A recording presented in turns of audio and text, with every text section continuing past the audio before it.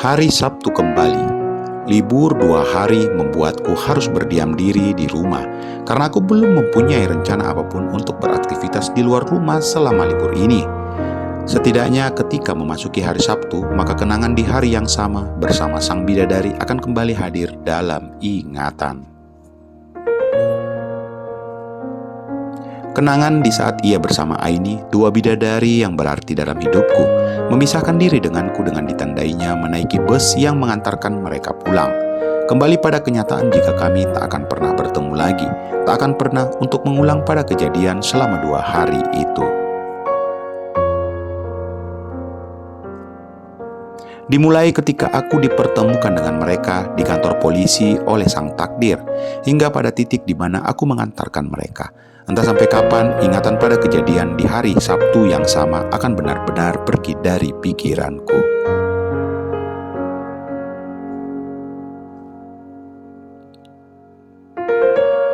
Karena sejujurnya, aku tak pernah dan tak ingin memaksa diri untuk menghilangkannya. Semakin ku kenang, semakin membuatku tenang. Ketika terbangun di saat mendengar suara azan, maka segera ku tunaikan kewajibanku.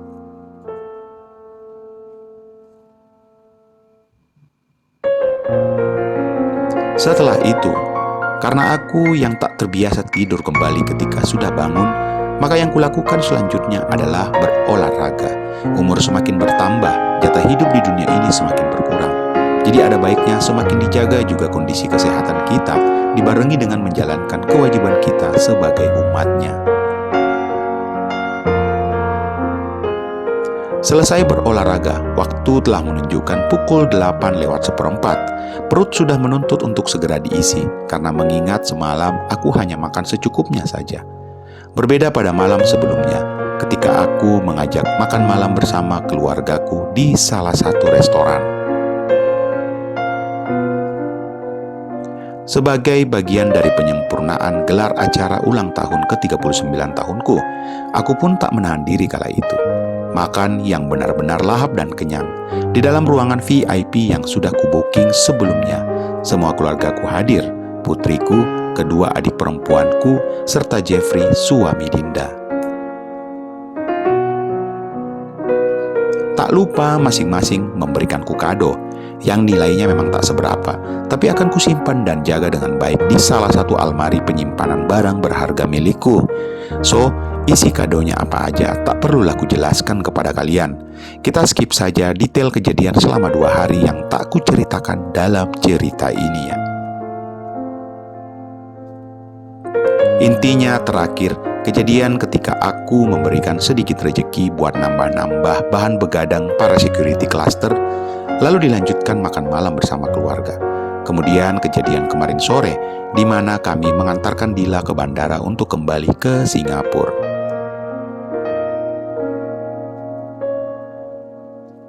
Dan 2 hari kulewati tentunya hanya fokus kerja, dan kerja, tanpa melupakan kewajibanku baik sebagai umatnya dan sebagai kepala keluarga single parent yang tak pernah sama sekali lelah untuk menyenangkan Alisa, putri tercintaku.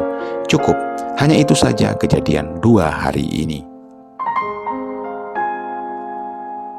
Sarapan apa hari ini, Bi? Begitu tanyaku ketika tiba di meja makan. Alisa yang juga libur sekolah di hari Sabtu sudah duduk menyantap bubur plus telur buatan Bi Ijah. Alisa putriku tak pernah sama sekali mengeluh atas kondisi kami yang hanya berdua saja.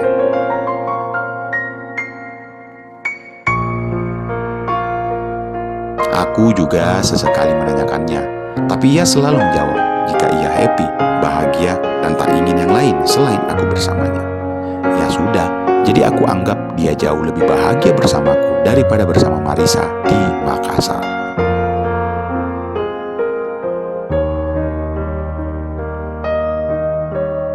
Den, cuci tangan dulu, protes Bi Ija yang tengah membantu membuatkan Alisa susu di saat tanganku ingin menyambar roti bakar beroleskan keju dan coklat lalu dikukus buatannya.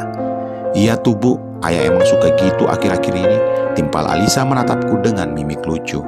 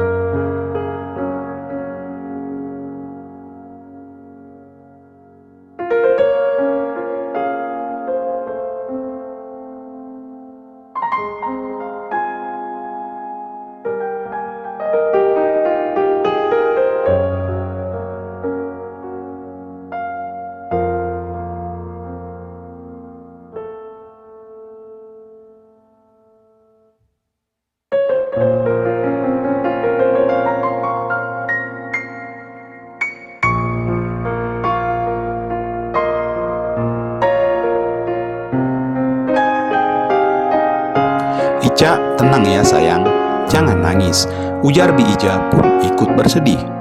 Aku begitu merasakan bagaimana Bi Ija sangat amat menyayangi putriku. Apa yang dirasakan Alisa tentu ikut dirasakan Bi Ija juga. Alisa hanya mengangguk dalam pelukan Bi Ija. Sedangkan aku hanya memejamkan mata sebentar, kemudian ikut menyentuh kepala putriku, mengusapnya sambil berucap, "Maafkan ayah." Alisa yang mendengarnya hanya menggelengkan kepala. Ica yang seharusnya minta maaf, Ica yang seharusnya melarang bunda dekat dengan Om Sofyan. "Sayang, coba lihat." Alisa mengangkat wajahnya, matanya masih berair menatapku. Alisa sudah besar kan? Alisa juga tahu kewajiban kita sebagai umat muslim harus bagaimana.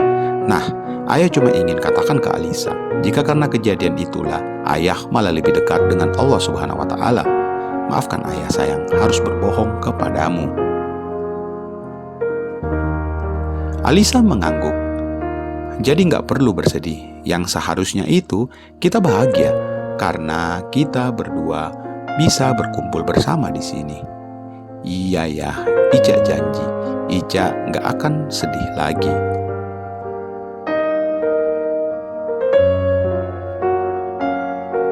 Nah gitu dong baru yang namanya putri ayah. Tapi kayaknya Ica juga pengen belajar berhijab.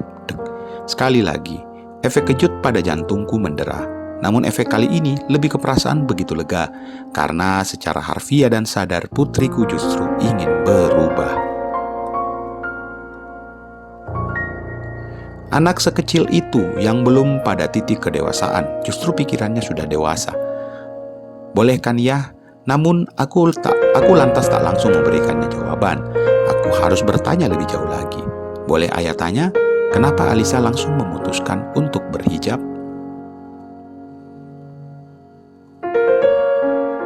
Karena melihat bagaimana ayah yang berubah, bagaimana ayah yang menurut Ica jauh lebih tenang.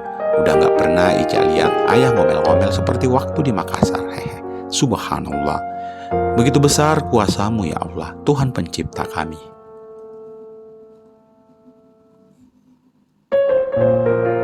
Dan satu lagi, putri tercintaku mengakhiri kalimatnya dengan senyuman. Aku menarik nafas dalam-dalam, kemudian mengangguk dengan penuh bahagia. Silahkan sayang, jika memang itu tak memberatkanmu, maka lakukan. Ayah akan memberikan support penuh apa yang telah Alisa niatkan ini.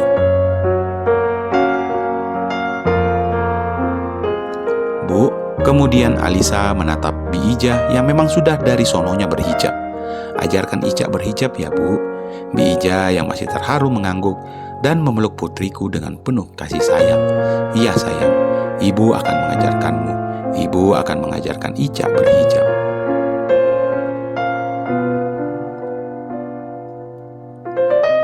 Bi, terima kasih.